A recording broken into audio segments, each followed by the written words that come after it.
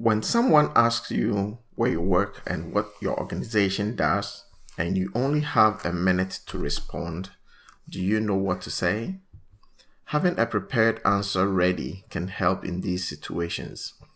This is sometimes called an elevator speech or elevator pitch, since it should be brief enough to deliver if the opportunity arises during a ride in an elevator or lift. Whether used in a lift, in the hallways of a ministry, or during a break at a conference or event, it can be useful when talking with stakeholders, potential donors, or others you've just been introduced to who are less familiar with your organization's mission and activities. Elevator speeches need to be prepared and practiced in advance so that they efficiently and effectively promote your organization. An elevator speech can be defined as a brief conversation or icebreaker that can lead to a deeper dialogue about the functionality and specialty of what you and your organization offer.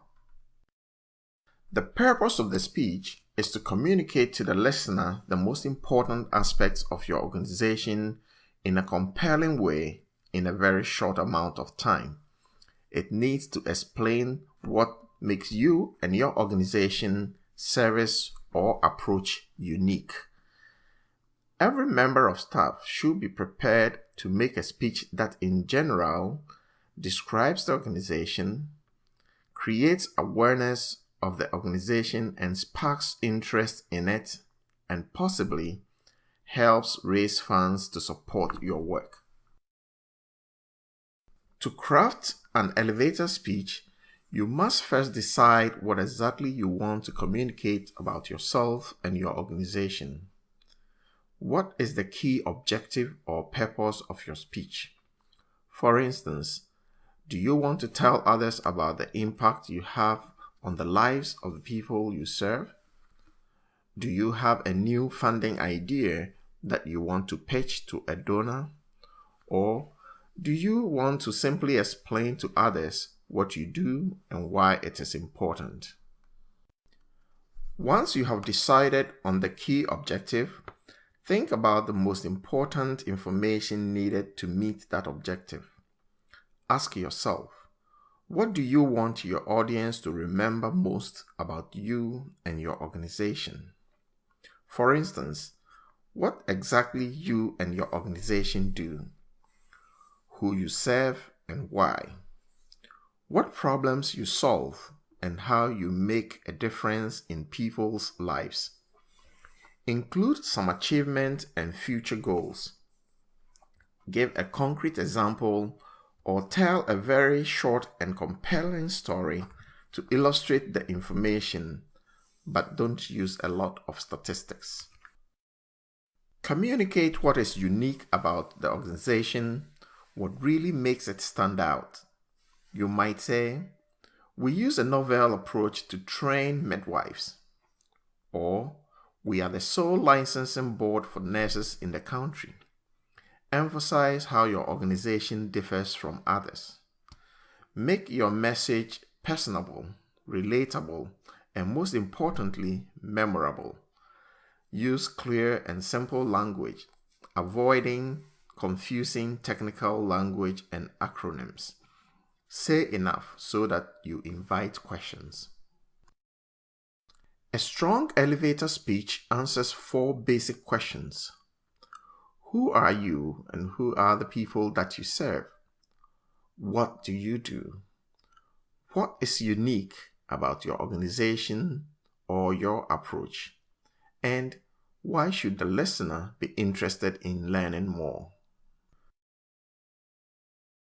For example, you might explain that nurses and midwives are the backbone of our country's health system and make up the largest percentage of the health workforce, so ensuring their competence protects the health and safety of all.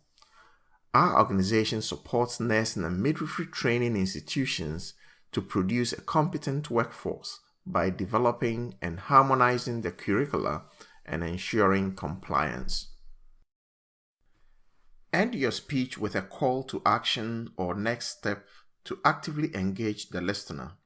Remember that your goal is to earn a second conversation or encourage follow-up questions. Some examples might be, "May I come by to share more information with you? Can we exchange numbers so we can discuss further? What additional information can I send you?" When you have developed your draft, read the speech out loud and time it. It should take approximately 20 to 30 seconds and certainly no longer than 1 minute to deliver. Remove any information that doesn't absolutely need to be there. Remember, your pitch needs to be brief and compelling, so the shorter it is, the better. Then, present it to friends and colleagues. Ask for their critique and incorporate their comments. Keep practicing until your delivery sounds effortless, conversational, and natural. If you don't practice, it's likely that you will talk too fast or forget important elements. You may even want to record yourself so you can critique your body language. The more comfortable you are giving the speech, the more sincere and enthusiastic you will sound. You will need to adapt the speech somewhat according to each audience. Each listener will be interested in different facts and ideas, depending on if he or she is a potential donor, a government official, or a prospective student or member. Make sure you have considered what your listener needs to know. Update the speech regularly so it always sounds fresh and includes the latest information. Whenever opportunities arise, present the speech enthusiastically and sincerely. Speak confidently in a clear, audible, and friendly tone of voice. Even though it is well rehearsed, make sure that it sounds natural. You are having a conversation. While giving the speech, make eye contact, use a strong handshake, and smile. Remember to end with a call to action or a question to spark further conversation and action. In summary, to craft an elevator speech, identify your key objective, focusing on the uniqueness of your organization. End with a call to action, question, or next step. Keep it short and simple. Test it with others and then practice. And finally, adapt it as appropriate and keep it up to date. Once you have crafted and practiced your speech, use it to enhance the reputation and prominence of your organization, as well as your role in it.